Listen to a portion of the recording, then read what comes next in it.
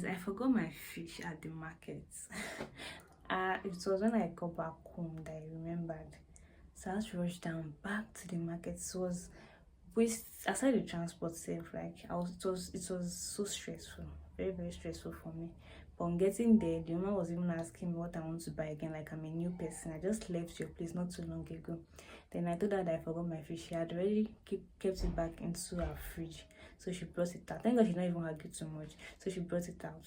And yeah, I was able to retrieve my fish, my fish. So after all this stress now, I'm going to clean my kitchen, because if you know, my house is a one room with an open kitchen. So I have to clean this kitchen because I don't think I can cook in this condition, in the condition of my, not like it's worse, my kitchen is always clean, but I just want to like clean it up.